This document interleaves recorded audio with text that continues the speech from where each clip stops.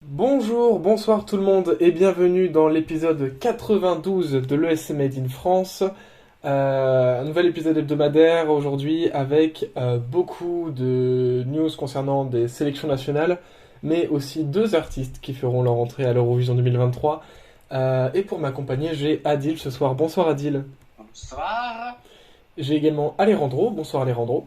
Bonsoir. Et Gwen. Bonsoir Gwen. Bonsoir. Et enfin, je suis en compagnie d'Alexandre. Bonsoir Alexandre. Bonsoir. Sans plus tarder, on va passer aux news et vous allez voir que on a du lourd quand même. La première news, et c'était important de la mettre en premier, il s'est tenu dans la semaine une conférence de France 2 concernant l'Eurovision 2023 et la participation française. Alors on a appris qu'il n'y aura pas d'Eurovision France, c'est vous qui décidez 2023, et que la chanteuse avait été sélectionnée en interne, et il s'agit de la chanteuse québécoise Lazara, connue pour le titre Tu m'en iras, qui représentera la France. Alors qu'est-ce qu'on en pense Adil, qu'est-ce que tu penses de ce choix? Bon, après, c'est vrai que je suis pas un grand fan de son univers, qui est assez singulier, certes, mais bon, encore une fois, j'attendrai la chanson parce que on sait jamais, on a vu ce qui peut se passer avec une artiste prometteuse, la chanson n'allait pas suivre. Et d'après ce que je vois, les enfants, ils ont l'air ultra ravis de ce choix. Donc, Alexandra, ne déçois pas. Et pour Lazara, il faut que tu venges Albanese.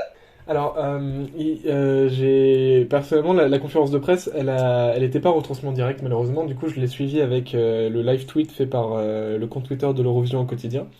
Et ils ont, comment dire, ils ont, ils donnaient des citations au fil de la conférence.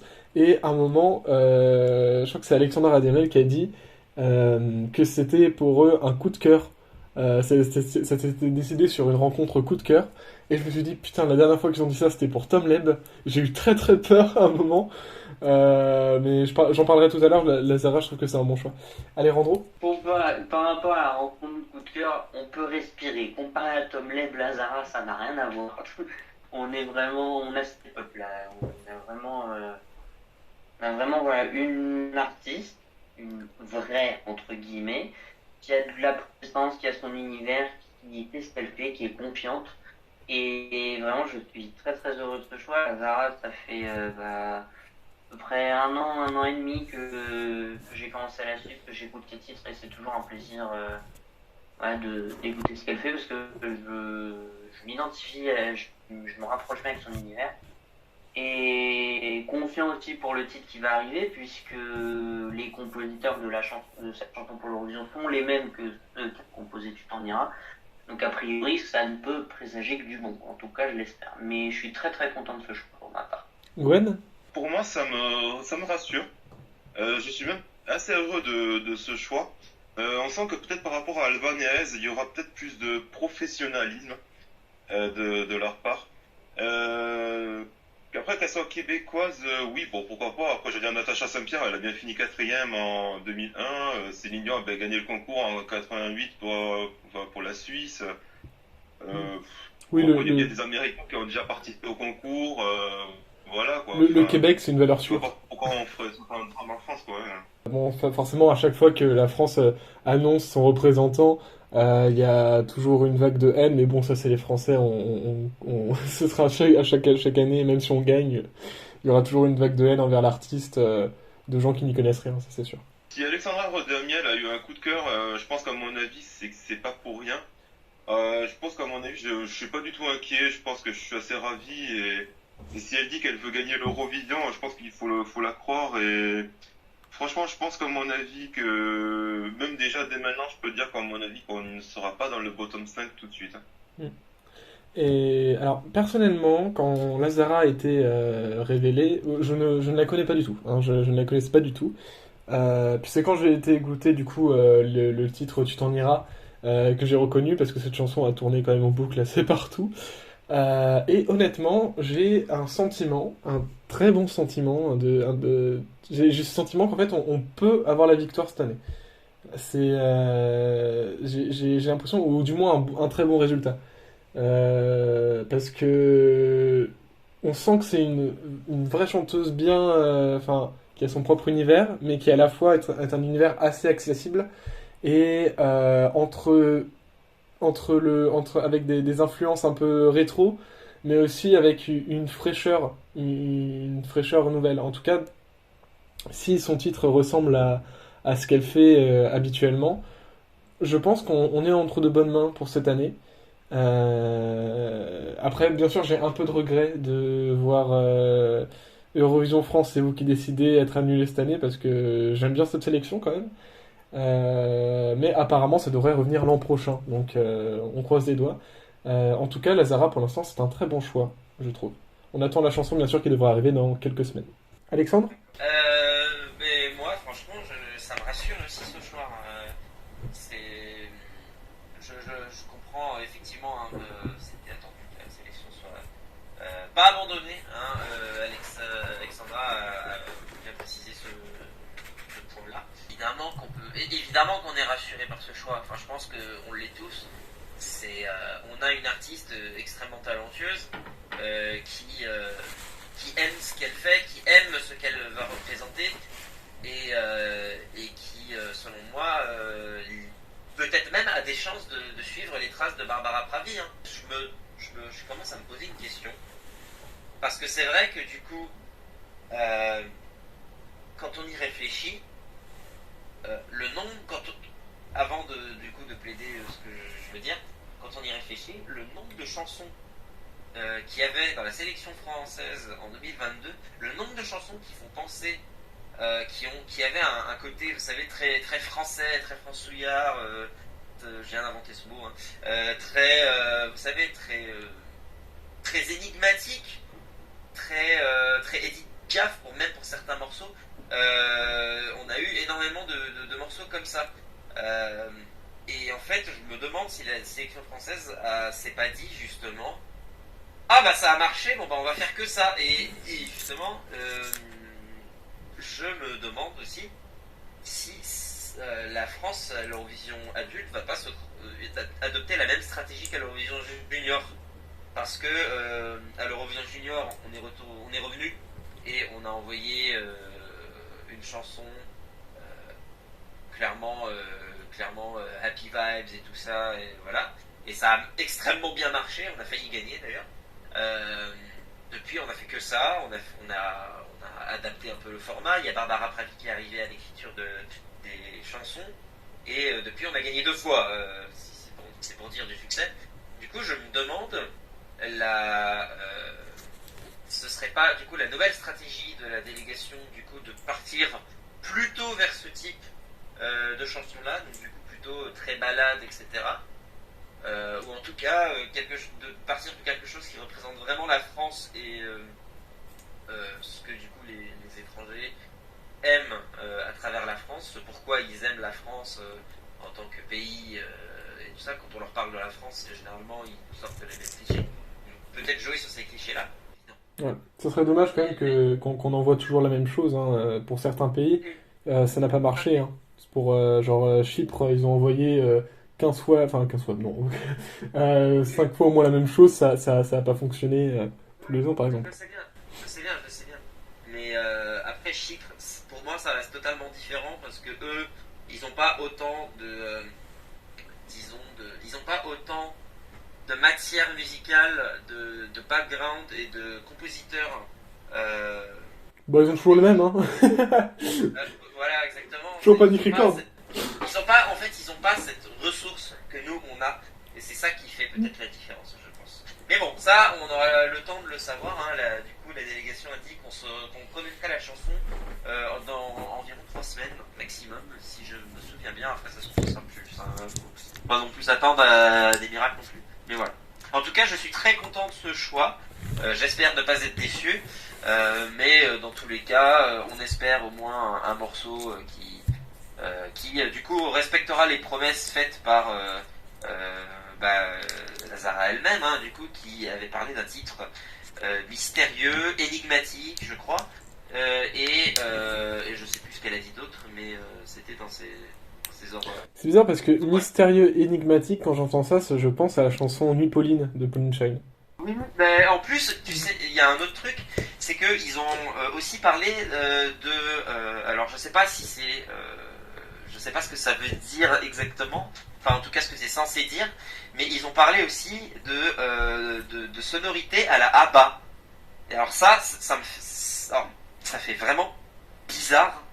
Enfin, je J'ai vois pas l'impression- comment j'ai- tu peux faire une chanson qui fasse français, élégant et mystérieux avec des sonorités à la ABBA. Bah. À moins que, excuse-moi de te couper, mais à moins que, effectivement, ce soit un morceau à la année 80.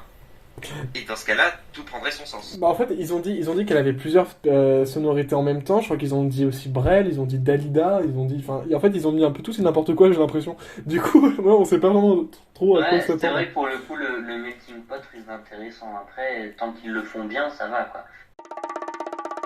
On passe chez nos voisins, les Belges, qui ont tenu samedi soir leur finale nationale Eurosong, dont Gustave, avec la chanson Because of You, est sorti vainqueur. Ça a été une surprise pour beaucoup de gens, car il n'était absolument pas favori.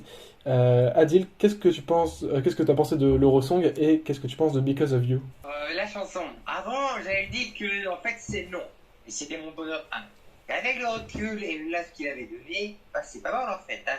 Bon, avec un bon revente, ça doit le faire pour la qualif, 6 sur 10. Et quant à Chérine, ok, pourquoi pas, c'est en français. C'est un peu du The Weeknd. Mais putain, cette mise en scène des enfers avec la Johnson. Mais c'est vrai que le cas de Chérine est assez spécial parce que pour le coup, moi j'ai pas écouté les chansons de l'Eurosong avant aujourd'hui, hein, donc j'ai pas mal de retard. Et je voyais partout que Chérine allait gagner, qu'elle était une gagnante sûre et tout. Et aujourd'hui j'ai regardé sa performance et c'est clair que alors la chanson est catchy, elle est très bien, mais putain cette mise en scène, enfin c'est surtout les angles de caméra qui ont été choisis, genre les plans super longs, qui a rendu la performance super plate. Ça a été assez une catastrophe et ça vient pas de Chérine, hein, ça c'est sûr. Ça vient vraiment de la télé, de la télévision belge qui a fait un peu n'importe quoi sur sa performance, je trouve. Alejandro? Moi, c'est vrai que je n'étais absolument pas dégoûté pour Cherry, on va dire ce qui est, je pose les termes. C'était une chanson déjà que j'appréciais pas de base, et puis en plus, ils se sont clairement tiré une balle dans le pied avec la mise en scène qui était proposée. Donc, ça voilà, hein, tant pis, je vous le dis.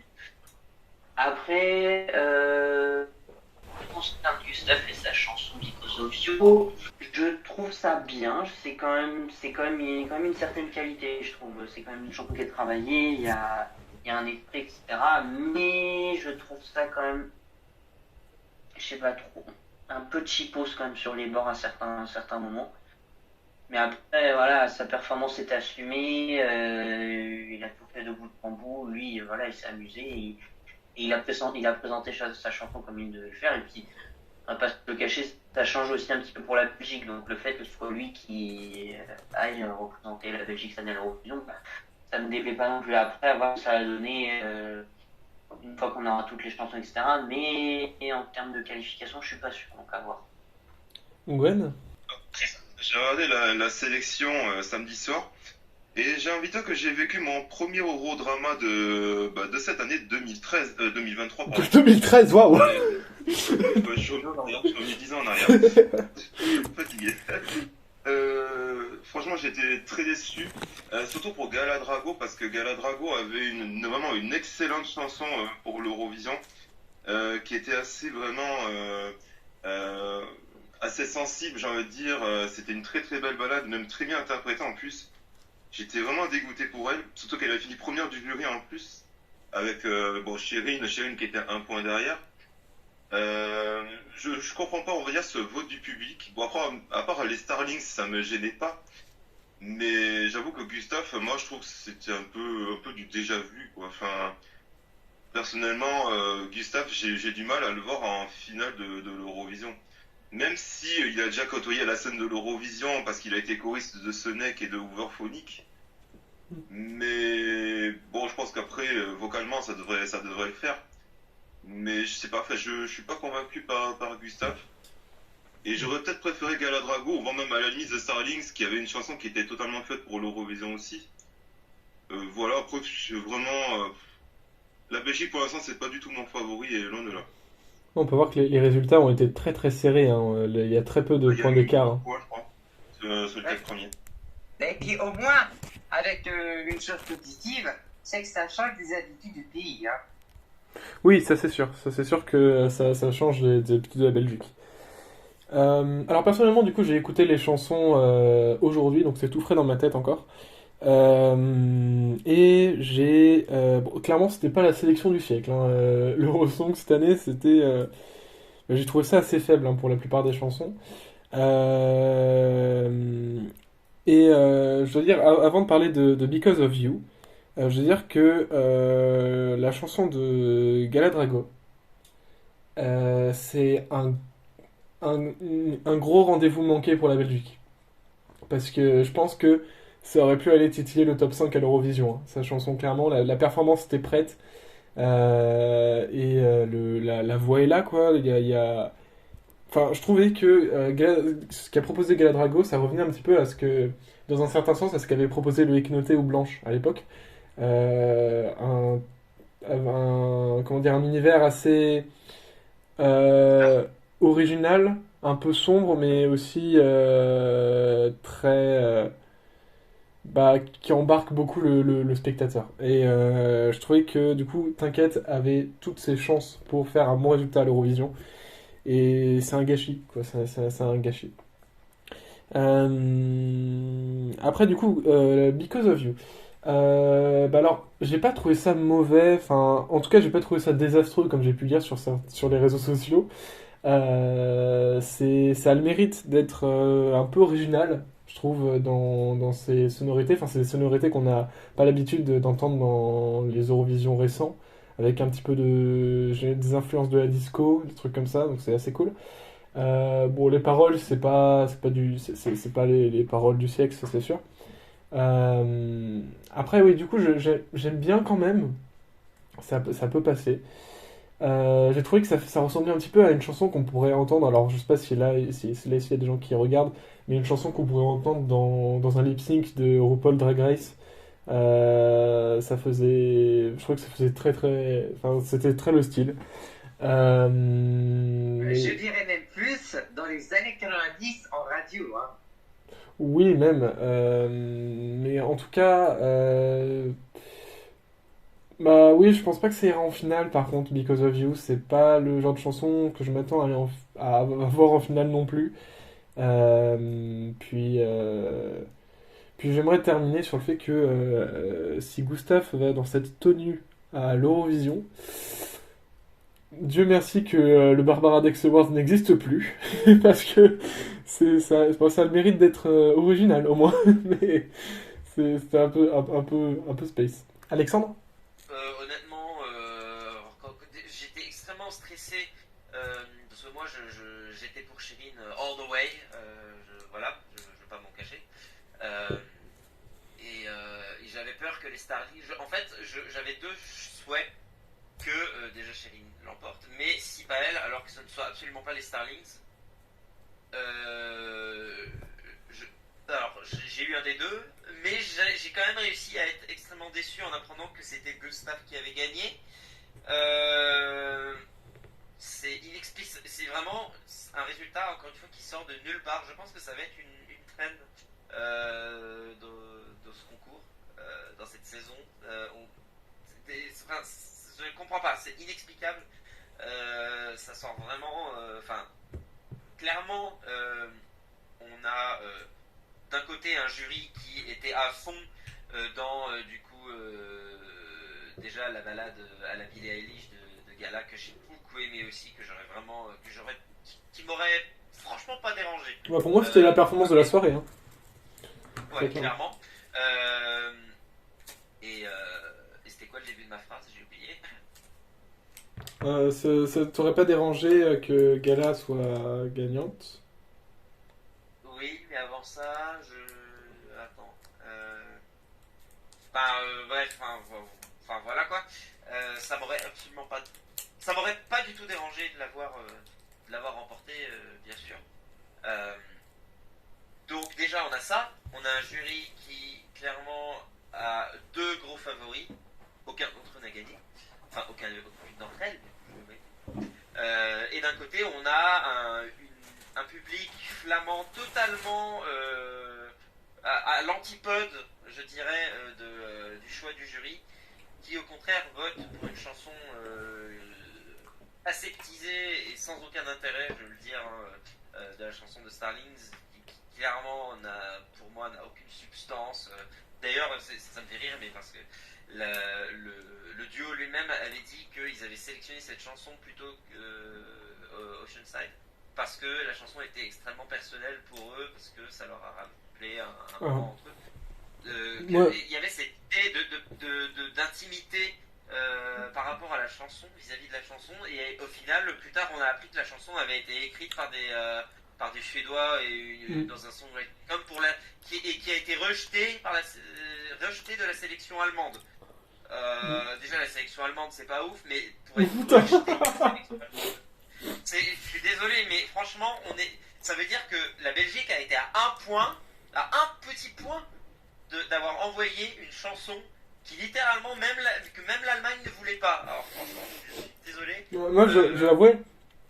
Et quand ils disent que la chanson était personnelle pour eux, arrêtez, franchement, arrêtez de prendre pour des brels, pour des manques. Quoi. Cette chanson, quand je l'ai écoutée, je t'avoue, genre les paroles, déjà, j'ai trouvé super cliché, super plate. Et d'un coup, ils partent sur les nananas. J'ai rigolé premier degré. Genre, non, mais c'est vrai. d'un coup, genre, t'as des paroles super plates et ils savent plus quoi dire, du coup, nanana, c'était horrible. Je suis désolé. Non, mais c'est ça. Et puis, Ces rats sortent de ce corps. on a évité la catastrophe à un point près. Donc ça, je suis content. Donc, il y a aucun, enfin, je ne ressens pas de haine. I don't feel hate, petite référence envers le duo, bien sûr. Hein. Ce sont sans doute des personnes très, très, très sympathiques, même si on notera quand même qu'elles se sont plaintes des résultats juste après. Mais désolé, mais la chanson, c'est pas possible, quoi. Genre, même si c'était sans doute les artistes les plus populaires auprès du public flamand, sans doute pourquoi ils ont gagné le télévote avec une aussi grosse marge, c'était clairement pas à cause de la chanson, on va pas se mentir. On est d'accord là-dessus. Donc voilà. On a aussi Gustave qui sort de nulle part et qui arrive deuxième du télévote, mais quand même pas si loin, enfin pas si, non, au contraire justement, pas si près des premiers hein, quand même. On n'est pas sur le point d'écart qu'il y avait avec le jury.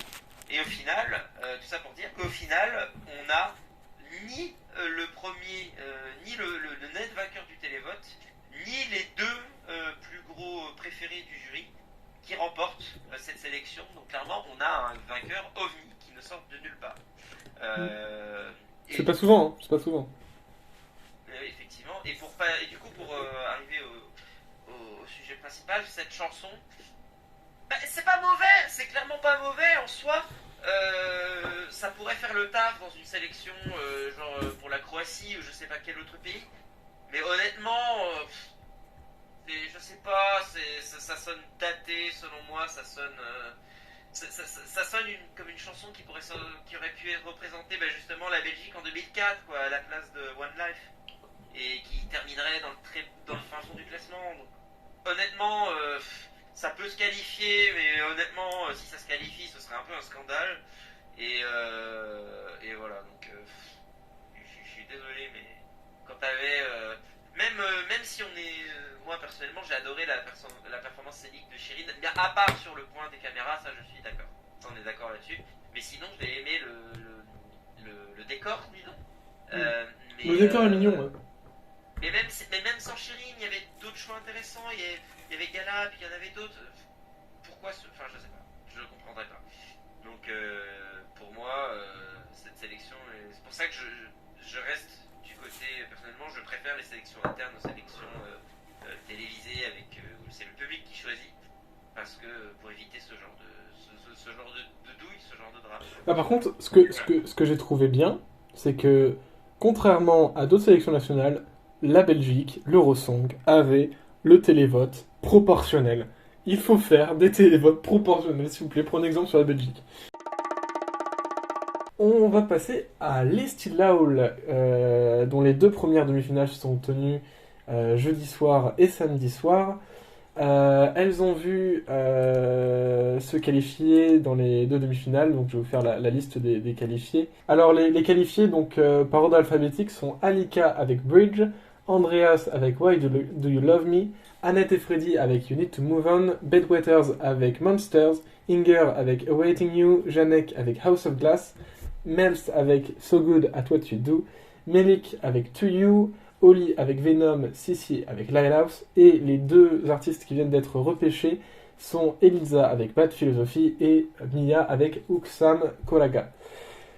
Adil, qu'est-ce que tu penses de cette line-up? Les qualifiés logiques, mais bon, en fait, j'avais Dieu que pour Bedweters et Oli, parce que je sentais que ça allait passer facilement. Là, on avait raison. Bon, par contre, il est temps de dire, ok, la presta est cool sur Bridges, mais bon, sur la chanson, j'ai l'impression d'entendre cette doublage de bas zéro parce que ça a décollé. Ben non, ça décolle pas du tout, hein. Ou juste à la fin, mais bon, hein. C'est encore une chanson que les enfants vont adorer et qui va se cracher. Au profit de, j'espère, mon top 2 qui est sans Oli et Bedweters, là. Moi, je vais regarder un peu quand même le dénouement avec les résultats finaux. Hein. Alejandro, qu'est-ce que tu penses de ces 2 demi-finales? Line-up logique, même si j'avoue avoir perdu 2 de mes favoris qui sont Elip et Neon Letters et Maiko. Je suis un peu dégoûté qu'elle ne soit pas qualifiée, mais sinon, oui, ça reste logique. Pas de grande surprise. J'espère vraiment que Oli ou Bedweters gagneront. Cette de l'Estilaul, ça ferait vraiment du bien pour les tenir un changement aussi radical que celui-ci par rapport aux années précédentes. Certes, la chanson d'Alika est une belle chanson, c'est une belle balade, etc. Mais bon, j'ai vu ça des centaines et des centaines de fois. Ça ferait du bien de voir l'Estonie envoyer autre chose. Je suis d'accord. Gwen? C'est pareil pour moi aussi, j'ai regardé les résultats. Enfin, par rapport à la chanson que j'ai écoutée, c'est exactement mes favoris qui sont tous passés. Donc pour l'instant, pas de regret. On verra bien la finale lors de la finale le 11 février. Personnellement, je dois dire que déjà, je suis déçu que on n'ait pas vu se qualifier Newsletter et Maiko avec Toki Meki, qui je trouve était assez cool, très très cool comme chanson. Enfin, en tout cas, personnellement, la version live m'a convaincu d'une chose, c'est qu'ils auraient pu être les Dark Horse de ce Estilaul, mais bon, finalement, le public n'en a pas décidé autant. Et je suis déçu aussi qu'on ait perdu la chanson de Wiralt encore une fois en demi-finale. Salalik, ça fait quand même la 3e fois d'affilée qu'ils sont éliminés en demi-finale. Faudrait peut-être un de ces 4 qui atteignent la finale, ce serait cool. En tout cas, alors pour cette line-up, franchement, l'Estilaul cette année, on a une très très bonne line-up, je trouve. Déjà, oui, il y a la chanson d'Alika qui est cool, Bridge. J'aime beaucoup aussi la chanson de Mels, So Good at What You Do. Mais je trouve qu'il y en a 2. Il y a 2 chansons qui se démarquent de tous. C'est la chanson d'Oli, Venom, et la chanson de Bedweters, Monsters, et en particulier la chanson de Bedweters, qui je trouve est parfaite. En tout cas, l'exécution, je l'ai trouvée parfaite. C'est original, ça déménage sur scène.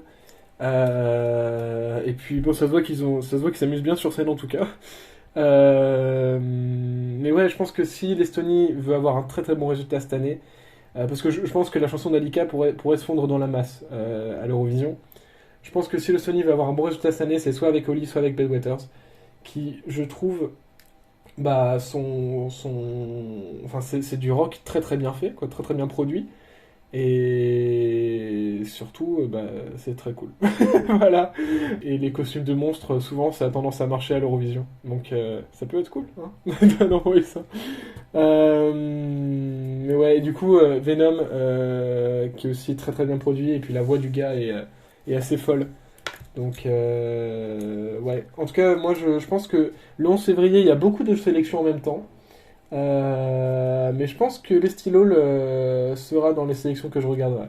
De toute façon, c'est toujours un peu plus tôt que les autres sélections, donc ça, je pense qu'il n'y aura pas de souci. Et on va passer au Norge Melody Grand Prix, la première hit qui s'est tenue le samedi, pardon, excusez-moi. La première hit qui s'est tenue samedi et qui a vu la qualification de Alessandra Mele avec Queen of Kings, Umami Tsunami avec Geronimo et Ulrike Brandstrop avec Honestly. Adil, qu'est-ce que tu as pensé de cette première hit du MGP? Le niveau est bon, mais je déplore quand même la non-qualification de Jones. Ouais, j'ai beaucoup, mais c'était quand même moins bon que ce que faisait avant. Hein. Sinon, le reste des qualifiés, logique. Alejandro? Très très bonne hit de Mélodie Grand Prix. J'étais en PLS à la fin donc j'ai kiffé toutes les chansons, donc ça a été un enfer. Mais sinon, Ulrike, c'est logique.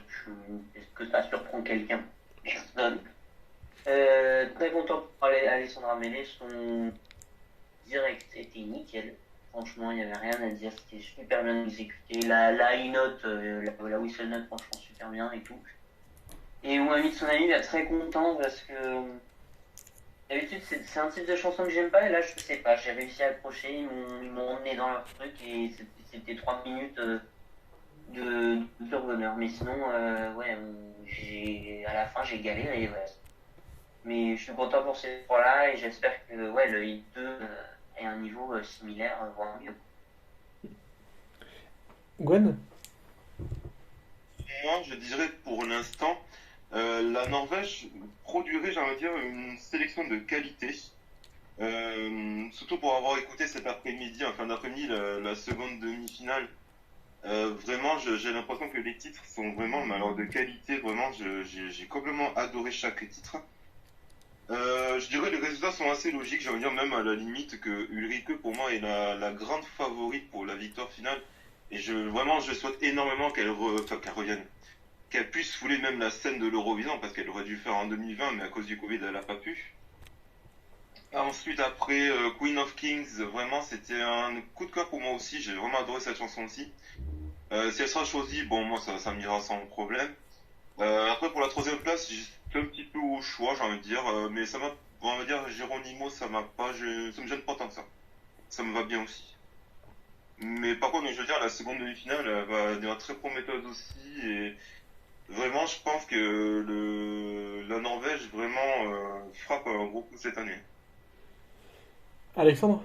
Moi, honnêtement, je suis un peu du même avis. Après, cette demi-finale-là, c'est pas encore celle que j'attends le plus. Moi, celle que j'attends le plus, c'est la prochaine avec Elsine. D'ailleurs, sa chanson est sortie aujourd'hui et c'est une perle rare, mais c'est... Oh là là, c'est pas encore le moment d'en parler. Ouais, mais, on en parlera les chansons de les chansons de la hit 2, on en parlera du coup la semaine prochaine quand on aura eu les résultats directement. Voilà, exactement. Mais sinon, oui, cette première demi-finale, je l'ai suivie à moitié parce qu'il y avait l'Eurosong en même temps. C'était peut-être une erreur, alors j'aurais peut-être pas dû regarder l'Eurosong. mais voilà, justement pour les raisons que j'ai dit. Mais du coup, cette demi-finale était un bon départ. Pour moi, Ulrike a de grandes chances de remporter le trophée final. Parce que elle a déjà sa chanson, et même si c'est pas personnellement ce que j'écoute, même si je trouve qu'il manque des éléments de victoire importants, ça peut totalement gagner, hein. Il n'y a vraiment aucun souci là-dessus. Et puis elle a cet élément de pitié en soi. On parle souvent de pity votes, etc. J'ai pas envie que non plus qu'elle soit réduite à ça, évidemment, mais on va pas se mentir, ça l'aiderait quand même. Et en soi, ce serait absolument pas à blâmer. Et puis sinon, pareil, Queen of Kings, un petit coup de cœur pour moi, pareil. Je suis content que Alessandra soit passée. Pas aussi content pour Umami Tsunami, mais pourquoi pas. J'aurais plus préféré Trescu à la place de Geronimo. Clairement. Et pour le reste, du coup, les trois autres, pas vraiment d'avis. suis pas triste de leur départ. Alors, perso, j'ai pas eu le temps de regarder le NMGP, les performances. Mais quand j'ai écouté les chansons, je me souviens qu'il y a deux chansons qui m'ont plu un peu. C'était Tresco et Geronimo, que j'ai à peu près bien aimé. Le reste m'a laissé assez indifférent, j'avoue. Et la chanson de Joust, Freaky for the Weekend, quelle déception de Joust, qui en 2017 nous avait fait, je trouve, une des meilleures chansons de 2017. Hein, mince, j'ai bouffé le nom. Grab the moment. Grab the Moment, voilà, Grab the merci. Moment. Merci. Oui, du coup, Grab the Moment, qui était, je trouve, une des meilleures chansons en 2017. Là, Freaky for the Friday, gros, gros downgrade pour Joust. Mais, ouais, sinon, du coup, dans les qualifiés, oui, Ulrike, bon, ça me dérange pas même si je suis pas fan de sa chanson, comme disait Alexandre, le pity vote ne va pas me déranger. Parce que je trouve que les chanteurs qui ont été conduits en 2020 et qui n'ont pas été reconduits ensuite mériteraient tous d'avoir une place dans un Eurovision plus ou moins lointain. Je pense à Axel Kankaranta, je pense à Tom Leb, hein, même, ou je pense aussi à Little Big, ou Damir Ketzo, qu'on parlera dans le Dora juste après. Je trouve que voilà, ça, les artistes qui n'ont pas pu participer en 2020, s'ils le veulent bien sûr, devraient, je trouve, avoir une place à l'Eurovision. En tout cas, je suis content que Geronimo soit passé. J'ai pas encore écouté les chansons de Light 2, mais du coup on en parlera la semaine prochaine avec les résultats. On va passer à la sélection irlandaise, la télévision irlandaise, donc pour The Late Late Eurosong 2023. Donc la sélection nationale qui est en place depuis l'an dernier. Ils ont révélé les 6 chansons en compétition. Il s'agit, donc je vous le lis dans l'ordre du Running Order qui aura lieu du coup lors du show le 3 février. Donc ce sera Adji avec Too Good For Your Love, Connolly avec Midnight Summer Night, Wild Youth avec We Are One, Layla Jane avec Wild, Kamuni et ND avec Down in the Rain et Public Image Limited avec Hawaii. Adil, qu'as-tu pensé des chansons? Bon, j'ai pas tout écouté en entier, c'est parce que j'avais la flemme. Mais en écoutant un Tireka, je dis, ils feront peut-être mieux que Brooke. Hein.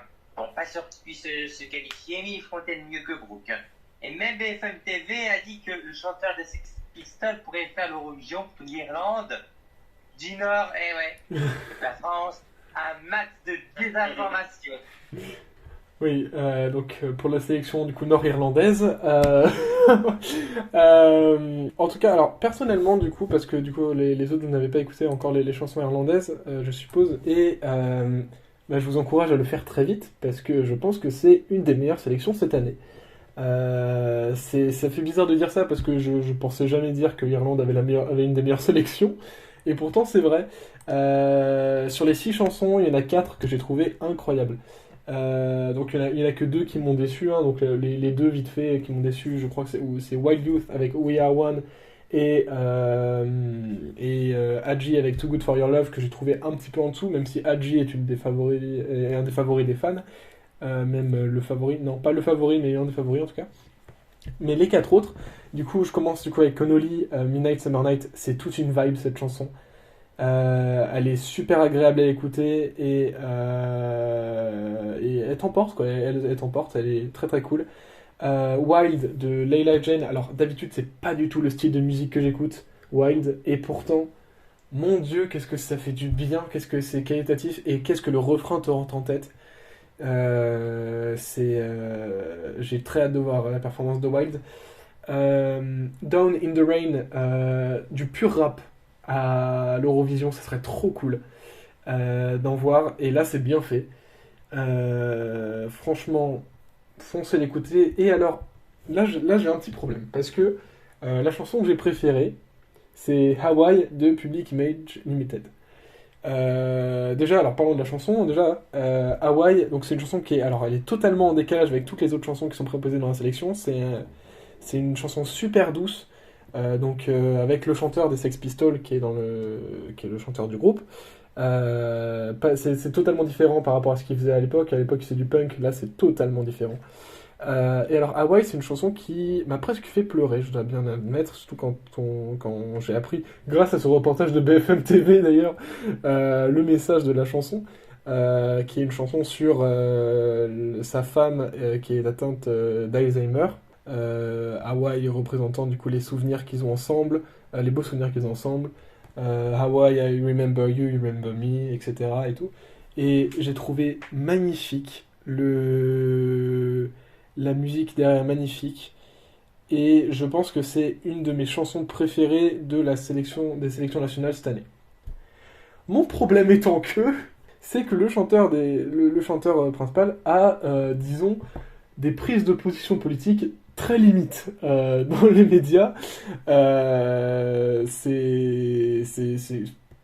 Disons-le clairement, il a eu des prises de position assez racistes dans les, dans les dernières années. Et ça me fait chier parce que j'adore sa chanson, mais en même temps, je vais pas aller supporter un gars qui dit des atrocités partout. Et oui, effectivement, comme dit Adil, il a dit que dans une interview, justement, pour parler de sa participation, qu'il détestait l'Eurovision. Bon, ça, je lui en veux pas parce qu'il pense qu'il veut de l'Eurovision, mais c'est quand même assez moyen de se présenter à une sélection nationale quand tu dis que tu détestes l'Eurovision. En tout cas, Hawaii, c'est une super chanson. J'ai beaucoup de mal avec le chanteur principal. Mais sinon, vraiment, la sélection irlandaise, c'est un très très bon taf. C'est bien mieux que ce qu'ils ont fait l'an dernier. Donc si vous n'avez pas écouté encore, allez les écouter. Ça vaut le coup. On va passer à la Croatie. Les chansons de Dora qui apparemment n'ont pas fait l'unanimité pour le coup. Adil, qu'as-tu pensé des chansons de la Croatie ? J'ai tenté d'écouter ça en entier, et à un moment, j'en avais eu marre parce que j'ai l'impression que les chansons en anglais, déjà, j'aime parce que ça n'apporte pas de spécialité, de saveur particulière. Les chansons en langue natale, il y a un truc. Et du coup, j'en ai reçu que deux, Kme et Nevera avec Laylay. Quant à Damir Kedzos, c'est la déception parce que le refrain est pas ouf. Et que ça vaut pas du tout Deeply Vietre et Not Okay, qui avait sorti en 2017. Alejandro ? Non, que dire, déception. D'habitude, le Dora, c'est une sélection que je prends plaisir à regarder parce qu'il y a des musiques, il y a des chansons très intéressantes, etc. Notamment sur ces 2-3 dernières années. Et puis là, bah, je sais pas ce qui s'est passé. Je sais pas ce que la HRT à penser, mais vraiment le niveau cette année a rien à voir. On est plus en dessous là, c'est une régression comme j'en avais jamais vu avant, pardon. Mais voilà, en fait le problème c'est que la majorité des chansons se ressemblent beaucoup. On est sur des chansons lentes, des ballades et qui se ressemblent à peu près toutes. Moi, des 18, j'en ai retenu que 3. J'ai retenu Keep Falling de Dana, Nevera de Harmonia Dissonance et Putumbaye de Tops of the Pops et Marko Petrekovic. Mais sinon, ouais, voilà. Après, je dois admettre, c'est sous mes goûts, que la chanson de Damir Kedjo est mieux que celle qu'il avait emmenée à l'Eurovision. Mais sinon, ouais, déception totale. Et au final, le Dora, c'était une sélection que je voulais regarder cette année et je ne sais pas du coup si je vais le faire ou pas. Je suis d'accord, il y a une certaine uniformité entre les chansons cette année. Gwen ? Je pense que je vais pas cacher de dire un peu comme les autres. C'est vraiment le Dora, c'est une sélection un peu pas ennuyante, mais pas loin. Même le contrat de la Norvège, j'ai l'impression que c'est pas trop de qualité. J'ai beaucoup aimé Barbara Munias, Damir Kedjo et Dana. Je suis assez d'accord avec Alejandro. Je pense que Damir Kedjo envoie une meilleure chanson que Deeply Vietre. Mais après, je sais pas si vraiment pour aller en finale, si ça peut vraiment lui suffire. Voilà, après, je pense que je n'en dirai pas plus. C'est vraiment, c'est un peu comme a dit, au bout d'un moment, je me suis dit, est-ce qu'il n'y a pas un fait exprès ou est-ce qu'il n'y a pas, est-ce que parce que les chanteurs ne sont pas motivés ou je sais pas. Bah c'est bien. Vraiment, la Croatie, c'est presque, je vais dire, ne pas regarder. c'est bizarre parce que j'ai ressenti la même chose, pareil que Gwen et Adil. Genre, à un moment, j'étais en train d'écouter les chansons et j'ai eu envie de m'arrêter, j'avais envie de souffler parce que bah, je m'ennuyais en fait devant la sélection qui m'était proposée. Euh, donc 18 chansons, j'en retiens que 2, 3 à la limite. Vraiment. Donc oui, comme vous l'avez dit, hein, Harmonia Dissonance qui sont les favoris avec Nevara, Lay Lay, qui est incroyable cette chanson par contre. Elle est folle. J'ai très très envie de voir ça sur la scène de l'Eurovision. Et la deuxième chanson que j'ai retenue, c'est vraiment parce que on dirait que c'est un peu du n'importe quoi, mais c'est tellement original. C'est Mama Che de Let 3, qui est totalement fou. Et pour le coup, j'ai beaucoup aimé. Je trouve que ça peut créer la surprise à l'Eurovision. Et du coup, la troisième chanson qui est à la limite, j'ai trouvé bien, c'était Free Fallin' de Dana. Le reste, bah, c'est pas forcément mauvais, c'est très oubliable en fait. Ce Dora, clairement, c'est pas la chanson que je vais suivre. Enfin, clairement, c'est pas la sélection que je vais suivre. C'est, c'est dommage parce que Dora, c'est pas une sélection que je suis souvent. Mais en tout cas, waouh, c'est. Bah, envoyer Harmonia Dissonance, quoi, hein, c'est tout. Et ainsi conclut l'épisode 92 de l'ESM Made in France. Merci à tous de nous avoir suivis jusque-là. Merci à Adil d'avoir été là.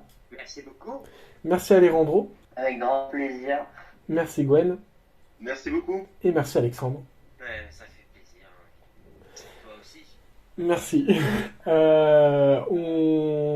Donc, le podcast est disponible sur Spotify, sur Deezer, sur Apple Podcast, sur Google Podcast, sur Samsung Podcast, sur TuneIn et sur YouTube, bien évidemment. Retrouvez-nous sur Twitter, @ESMadeInFrance. On se retrouve la semaine prochaine pour un prochain épisode. Bye bye. Allez, à ciao, bonsoir. Bonsoir tout le monde. Bye bye.